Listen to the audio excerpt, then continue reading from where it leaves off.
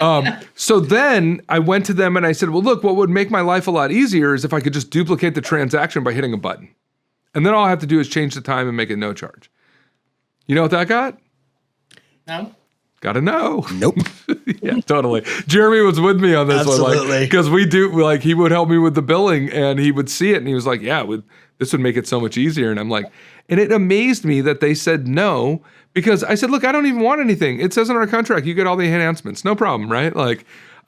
It amazed me.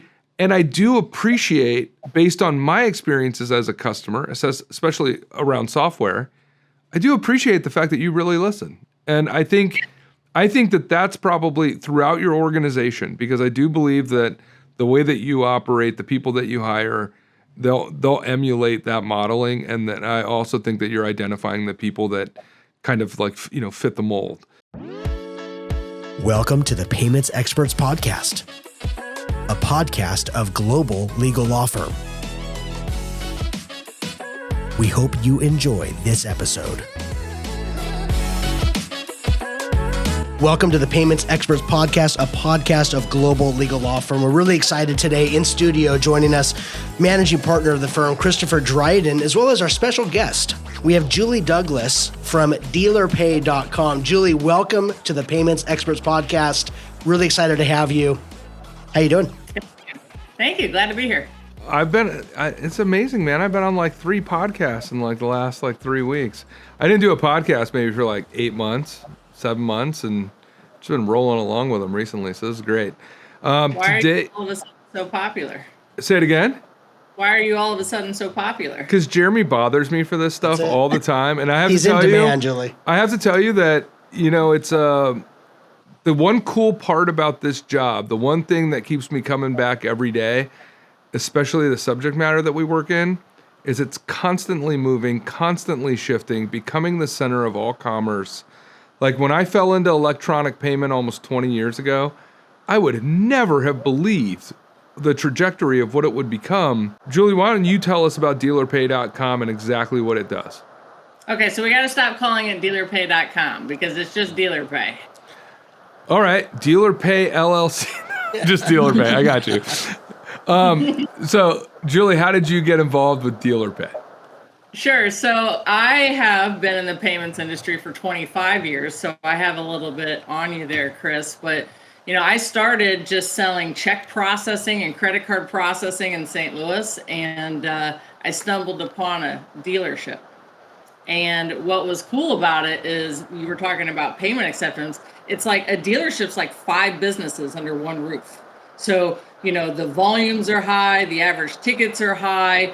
And, the synergies of all the moving parts are just exciting, So when I was able to get my first dealer in St. Louis, it was one of those things where I didn't even know anything about credit card processing. I'm quoting him rates that I had no idea how they worked. But it was great because I pretty much jumped in, head first to learn all about it. So, from there, I actually, Chris, worked at Global Payments for 10 and a half years. So I ran. Oh, I didn't know that. Yeah. Oh, okay. I So ran their dealer vertical. You've been inside. That's what I call it. It's like big law for us. I've never worked for anything but mom and pop, including this firm. So we solve a lot of problems. And, as you mentioned before, payments just isn't credit card processing. So, the ability to bring to the table what I've learned over, many years working for Global. And then also I had a little stint at Freedom Pay for a little bit. We bring the modern aspect of technology and payments to an industry, like I mentioned, that's traditionally antiquated. So solving problems and making things more efficient and allowing them to be more productive and ultimately more profitable. Yeah, I mean, the thing that I find really interesting is I didn't know anything about automobile dealerships before we started working together. And the interesting part to me is that you were like, it's 5 businesses in one. And it is, because when you qualify somebody for a merchant account, you're looking at what's the product or service that they sell. A lot of times it's not product and service. So the idea that you've got a parts section that does one thing, like a service section that's actually providing another thing, and then you got new sales, and how new sales and financing associated with new sales or leasing it adds like a whole other layer, at least legally. I mean, I find it kind of fascinating because automobile dealerships touch so many different areas of the law, which is really interesting because on the payment side, you actually have to pay attention to all those different areas of the law. And so it's been interesting to watch a dealership. And I think it's kind of funny, but I don't think people understand payment gateways. And I would actually call Dealer Pay not just a software, but a payment gateway more than anything else. I think it would be really beneficial for the people out there to really understand what a payment gateway is and how Dealer Pay fits into that characterization. Sure. So, you have the software, the point of sale, what the user is interacting with. That's the front. That's the creation of what Dealer Pay is. But we've got to communicate to all the processors and acquiring banks. And that's done through a channel, or I like to call it kind of like a tunnel, where there's back and forth transactions going to the processor acquiring bank to get the approval and back. But what's happening in that tunnel is really important because you've got everything like mitigating fraud, making sure you're qualifying for the lowest interchange rate, making sure we don't have duplicates or failed transactions. So there's a lot going on in that tunnel. So over the years, we've really perfected or crafted our little magic in there to make sure that uptime always, making sure that, there's no errors, because in the dealership space, you could have someone coming in to put a $10,000 down payment on a car. If I duplicate that transaction or something happens, that person is, in a pinch, and the dealership's not happy. Yeah, for sure. And I've seen other payment gateways operate software systems where, they would have drops between the terminal and the POS system if they had terminals away, and you would have like a duplicate charge where somebody would run it a second time, but really like there was a suspense that was happening, and it didn't actually cancel the transaction when there was a drop between the card reader and the POS terminal. And so, there's so much of importance to not only the checkout, right, and the checkout process, but I think it would be interesting to explain like the business efficiency tools Dealer Pay provides dealerships and how they can take the software and use the information that the software is gathering from a business standpoint. Because I think that's where the real value add is that, you're aggregating everything and bringing it all under one place so that they can actually use the information. Right. So ultimately, our customer is the dealership's customer, right? So we need to provide them tools to make that customer have a great experience at the dealership. I always say the payment is the last experience the customer has at that dealership. So you've got to make it convenient. You've got to make it secure. You've got to make it fast. So a lot of that is really the software end of it. But because we have integrations with several other products or software solutions specific in the industry, it's called a dealer management system, we're getting a lot of data. So we're getting all the consumer data. We're getting all their repair orders, parts tickets, deals, customer information, vendor information, and we're taking this data and we're basically utilizing it to make the processes in the dealership more efficient. So there's a lot of magic that happens behind the scenes, because if you do all that and you manipulate all these processes, you still have to turn it into a solution that's user-friendly for the dealership. These guys aren't tech savvy. These guys don't know, a lot of what's going on, behind the scenes. So we want to make the solution work for them in a very simple form.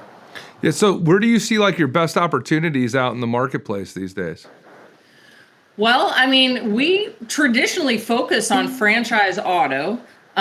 We don't really, grab the independents or the used car dealers as much. There's a little more risk with those guys. And risk is something too, Chris, that's interesting about it too, because a dealership, 1 minute they could run a $5 transaction and the next minute they could run a $50,000 transaction. So when I work with my processing partners, they've got to be able to account for all those levels of risk and not decline sales because it's uncommon or not traditional. So that's kind of a little sidebar onto the processors, but it's huge. It's a big thing. No, So, I mean that's everything is risk and understanding the merchant. I mean, I was talking to somebody today about, it was kind of like a platform where there was drop shipping, and I was talking. He was going to board this guy and give him like a great deal, and I said, yeah, but I mean, the underwriting and risk, they might need a merchant reserve. Like, it's really important for the processor to have, if not independent understanding, but a liaison like dealer pay with a system that can actually, they can come back and feel comfortable with who the dealership is. And like we were saying before we got on, the dealerships to me are very interesting because they are so diverse and they have bargaining power, right? Yeah. I mean, most merchants out there really don't have a lot of bargaining power. But when you look at the dealerships, especially the franchise dealerships, and they've got, 37 locations over 7 states, and they've got the ability to actually go to the processor and bargain a better deal than most people could, or even think that they could, because they bargain with everyone. right. So Absolutely. I think that that's super important, that you're able to assist in the risk assessment, and then also assist the dealership in minimizing risk. I mean, Absolutely. what are ways that you feel like you are able to assist in that? So, yeah, I mean, the gateway that we talked about, we've got some behind the scenes products, a specific one called Count, and they're doing real-time fraud mitigation for us. So if a certain transaction or card or customer kind of looks funny or smells funny, this company is giving them a risk score. So we're able to provide that notification real time to that user. So a big example, Chris, is if there's a card that's associated with a high number of chargebacks, we're knowing that real time. So then that dealer user could say, ooh, maybe I don't want to sell $10,000 worth of tires to this person over the phone. And that's data that's real time sitting in the software system as you're running the card? Yep. That's awesome. So because you work in a varied space, I know you also experience challenges at times. Like, what do you think your biggest challenge is right now of trying to build a better product or satisfy the auto dealership in a way, or any dealership in a way that would benefit them going forward? Sure. So credit card processing for years upon years has been a commodity, right? So, there's thousands of processors, agents, companies out there trying to sling credit card processing in the dealer space. Unfortunately, most of them do not practice good business.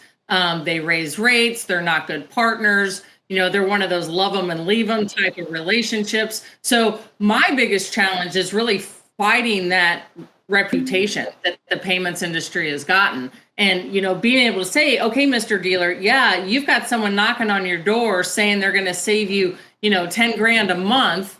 But what you don't know is 3 months later, they're going to jack your rate back up. So, it's been a challenge for me to kind of win back the trust and get, real partners in the space and use all my, reputation to show that, hey, not everybody's dishonest or, just out for the money grab. So yeah, I call it the smash and grab model. But no, I get you. And look, there's a lot of things that happen behind the scenes, and it's interesting to me that people would actually look at a dealership like a more sophisticated animal and think that they can raise rates even like 5 basis points, and because of the volume, there not be some sort of red flag that triggers, right? Yeah, these guys aren't looking at their statements. They don't know how to calculate an effective rate. I've had so many webinars I've done, where dealers are like, so you divide what to what? Oh, really? Yeah. So it's, there obviously there's some that are way more sophisticated than others, but they really just think that this is what you have to pay for this commodity, right? So what I've been really putting a lot of focus on into last year and into this year is showing dealers that payments nowadays isn't necessarily a commodity. It's got to be backed by software. It's got to be backed by tools. It's got to be backed by things that actually, help you, not just, a terminal that sits at a cashier's office that, collects a payment and all of a sudden there's a deposit in 24 to 48 hours. Yeah, I mean, that's where the dynamism, like it's super dynamic to me of what payments has become, because it's really been an avenue where you always have to have the checkout mechanism. But the fact is that what's truly pushed payment are all of these business management software systems.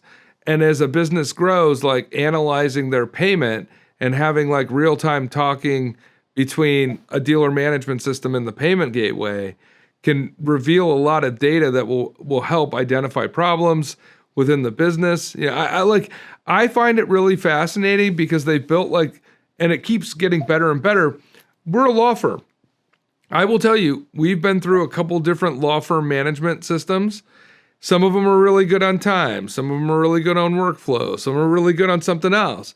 But nobody's really built like something that has a comprehensive, complete product that really, to me, I mean, and not only did they not built it, like they don't even want feedback when you have a really good idea for it, because we've given them really good ideas and they don't want to hear any of them, which is kind of fascinating to me. But it's that idea that we're so dependent on software as a business, as this law firm is. And it's interesting to me because I didn't know a lot about technology until technology invaded payments. And I don't know if you saw this working at Global, but I'm not a software person, like maybe a user, but I wouldn't have really thought how software would help until it becomes an integral part of your business. But then the gateway takes it one step further, which I find fascinating because you're taking raw sales data and you're computing that based on the uniqueness of the dealership. And you've parlayed your knowledge of doing payments from selling check processing to working at Global into really identifying what the industry needed in a particular sector. Right. So where do you see it going from here? Because, and I'm not saying give away the secret sauce, but where do you see payments going? Because I've found that this molding of technology and business efficiency with payment is natural. What's the next step? Well, it's just evolving what's already there, and the good news is, we're probably, 10 steps ahead of a lot of our competitors in the space right now. They're just now starting to figure out, hey, maybe I need an integration, or maybe I need a processing partner that does level 2 and 3, or, whatever it might be. I just, we've tripped and we've fallen down a lot, but we've learned from our mistakes and we got back up and made it better. So the future's bright because, there's still a lot of payment options out there that I want to bring to these dealers so that they continue to be profitable, offer their customers options. I think we're going to convert crypto to cash for some dealers this year. So that's going to be interesting. It's funny. I was just talking to somebody about that today, and they said, where do you see it? And I say, I think the advent of it is in POS systems. It's just that the banking side of everything has to treat it like any other currency. And that means the banks have to carve out their foothold to get paid. So when they figure that out, but I think the avenue is going to be the POS system for sure. Yeah. And then, my philosophy is, payments, point of sale, it's, primarily a receivable, right? But now I'm looking at payables, which is a whole nother ball game with virtual cards, ACH, to where basically it's one platform that the dealer uses to not only collect their payments, but pay their vendors. So in the middle of that is some banking, right? So directing traffic, what deposits go where, what batches are split to do this, and, really making it automated for them. So, I mean, we're taking a ton of the accounting work out of their normal jobs. Yeah, I've worked on all sorts of interesting technology products. A lot of them I can't talk about. But I will say one of the things that I find interesting is this idea when you have a dynamic business that as we move away from physical cash, and you could be a deposit account acquirer, and you could be, there's a way for, if you want to set up your employees, if you have a lot of employees, on a debit card tied to a deposit account where there's no fees associated with it, where they're making a spend on a debit card and you're actually making money back from having to pay payroll tax. I mean, I hear what you're saying. The payable side is really fascinating to me. I think it's a lot more complicated, or maybe I've just made it more complicated, but I do think that that's really interesting. I haven't really given that thought from your perspective, but now that you say it, it just seems like a natural progression. That's pretty awesome. What else do you think might be out there as far as, because what you would just talked about, I almost feel like it's a draw to maybe get the unbanked into the banking world. Well, what's interesting about the banks and the dealer space is these banks have their floor plans, right? So they have a lot of financial interest in the dealer. So, when I come in and I take the bank out, now the bank has one less thing in there. But, the merchant services to a bank is just a commodity. Some of the banks are just referral partners and put their name on it. Some of them are actually doing the processing, underwriting, et cetera. But now what's interesting is these banks are coming to me saying, how can I resell your product? Because you're taking me out of all the dealers. And I think it's pretty awesome that you've made enough disruption with a quality product that the banks see the value in it, and that you're able to actually find new partners where you didn't think you could. Because who knows what opportunities lie in the... no offense to the banks out there, they're a pain in the ass to work with. Personal opinion, just leave it there. But having them as referral partners, there's probably opportunities that are very similar to what you're working on now, and I think that's I think it's pretty awesome that you're an outside the box thinker, because I think that's what's required in today's payments business. Is the people that I've seen maintain longevity from the days of the terminal, and you're trying to sell qualified rates versus non-qualified, or I mean the payment processing today, it's like it is a commodity. Like the revenue made off of it in comparison to what it was a long time ago, it kind of gets condensed and squashed, and it's what Not if you're surcharging. I mean, agreed. The revenue on those are huge. No, I agree. I agree. I mean, that's another opportunity out there, and that's another thing where there's so much disparity. I said this on another podcast. It's very, very interesting. Yeah. But with the dismantling of the federal apparatus, there's going to be a natural inclination for the states to fill the void. And so when you don't have like consumer oversight on a federal level, that you're going to start to get oversight in spaces that you didn't normally think of. And because there's not going to be a uniformity among states and the laws, I mean, that's obvious. Like you see it. I mean, you mentioned surcharge is a really good thing to talk about. We did it on another podcast, but the states are so disparate in how they look at it, right? And then as they get educated, I'll just tell you a quick story. We represent a really small POS provider. They contacted, like not an automobile dealership, totally different stuff, but they work in liquor stores. It's a big vertical for them. And they contacted the state of Oklahoma and had a communication with the state oversight agency in Oklahoma. And there were two laws that they quoted where this guy was asking, hey, can we do dual pricing in the state of Oklahoma? There's no laws related to dual pricing other than New York, really. I mean, the card brands have regulations, but there's no laws. And so they quote this guy two laws, and they're basically like, no, you can't do dual pricing. And I read the laws, and one of them is like the right to actually surcharge, which was very clear, and then it was like very promoted as long as it was done uniformly to all customers, and it was like the list price. And then there was this other thing that you couldn't have an inducement as a liquor store operator to sell your goods. So it was really random, but then I read them and I didn't think either one of them applied. And not because I was advocating, I just read them, right? The people that pass these laws have no clue sometimes what they're passing, or they're not even effective. It's crazy, like in certain respects. So I think there is a real opportunity. I think those are just going to expand too.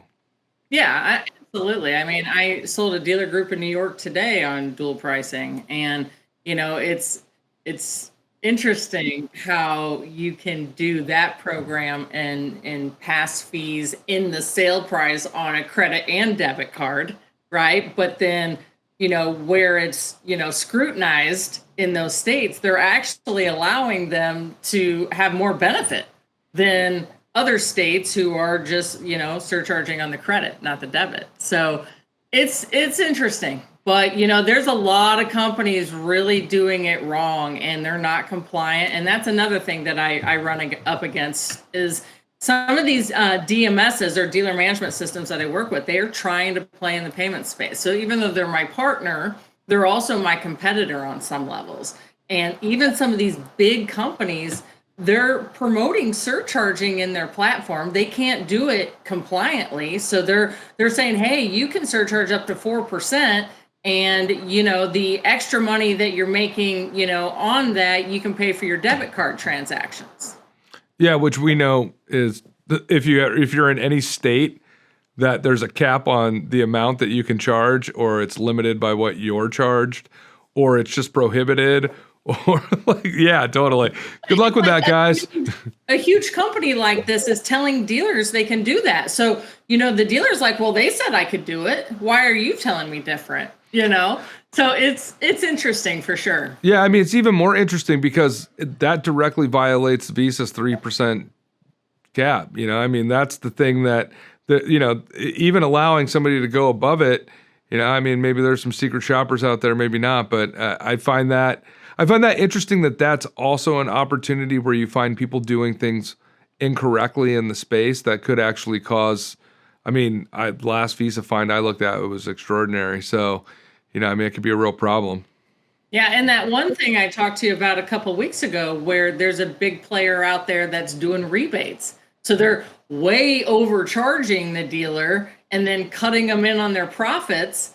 I just think that's ruining the whole system and how it's supposed to work. Just give these people like competitive rates and make money. Don't be dishonest. Don't do stuff like that. Because again, it goes back to that reputation. So that's the industry reputation I fight every day is these salespeople or companies out there that are, just making fools of themselves, in my opinion. Yeah, well, I think it'll get obsoleted to a certain degree. I mean, I feel as though there will. I mean, the auto dealership space, I don't know much about. I don't really pay attention when I drive around all that much, to be honest with you, because I basically drive around in the area I grew up in. But I don't pay attention to dealerships all that much, except if I go to service my vehicle. And so, you mentioned motorcycle dealership. I mean, there's all sorts of dealerships that I don't even think of. There's probably like tractor dealerships. I mean. could be, right? RV sales is a big one. Totally, dude. I don't even think about it as much, but I think it's very creative what you've come up with dealer pay. I know I work with you, so I actually watch your mind work and your innovation, and I'm consistently impressed with. It's really nice to see somebody operating at a high level every day. I mean, that's part of the great part about my job is that I'm a lawyer. Most lawyers are horrible business people. They won't tell you, but that's the truth.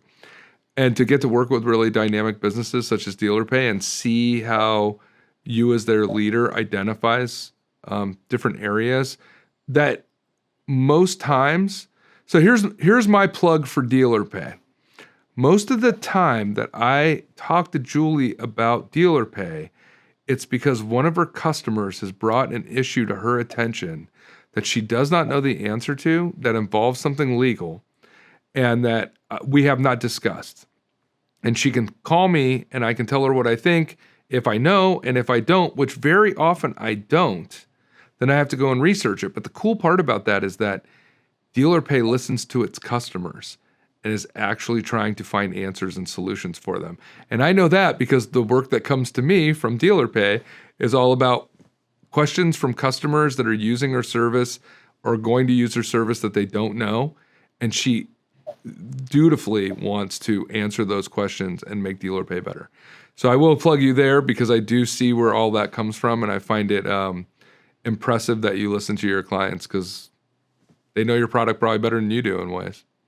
Yeah, absolutely. And my theory to that is if one dealership has this question or problem or concern, or maybe they want something new, there's a good chance many more do as well. So that's kind of the thought behind it. I said we use the software.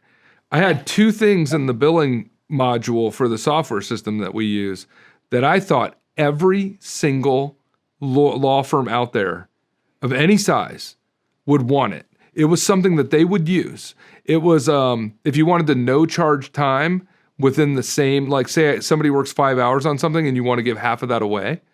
In the system that we use, if I want to do that, I have to either no charge the whole thing or duplicate the transaction and then do half of it and half no charge. So it would benefit me too if you had this. So yes. So I went to them and I said, hey, could you do this? And can you do it so that it calculates, I want to no charge this portion, and then it calculates a total with the no charge and the build time? And they said no. And I said, okay, well, everybody would want this. And they said no. I said, can I create it? They said no. Totally. Yeah. I mean, it's Rocket Matter if anybody wants to know the name of that software. So then I went to them and I said, well, look, what would make my life a lot easier is if I could just duplicate the transaction by hitting a button. And then all I have to do is change the time and make it no charge. You know what that got? No. Gotta know. Nope. Yeah, totally. Jeremy was with me on this Absolutely. one, because we do, like, he would help me with the billing and he would see it and he was like, yeah, this would make it so much easier. And I'm like, and it amazed me that they said no, because I said, look, I don't even want anything. It says in our contract, you get all the enhancements, no problem, right? Like, it amazed me.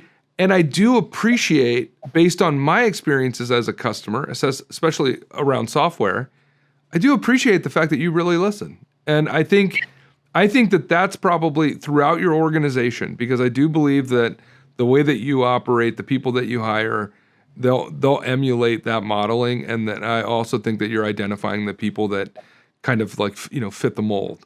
And Yes. so I think it's good that you guys do that. That's my big plug for Dealer Pay. Thank you. Yeah, for sure. I'm always impressed by that. And I'm always impressed by you. And I appreciate working with you. And, give us your closing thoughts about what you would want to put out into the podcast world of what you would like to say about anything, but primarily Dealer Pay. Sure. So, just like I said, I've been in payments for a very long time and I'm still learning. So, it's refreshing for me to be able to provide something that I've had, all of my career's experience in, and continue to evolve it and make new fun things that generate revenue. But yes, I like money. We all like money, but I also like that I can provide something that also helps my primary clients or my customers also make money. And, if you're selling a car and you're providing a estimate on a repair, or it's not one size fits all with all of this stuff. So the laws associated with it, from like the first time you see a cost associated with the dealership till you actually get to the checkout, right? There's a lot that takes place that in and of itself, like all of the advertising laws. And I mean, it's really kind of crazy. Yes. Awesome. Well, you guys, it's been a great conversation. I want to thank you for listening this long to the Payments Experts podcast. We've had our special guest, Julie Douglas with Dealer Pay.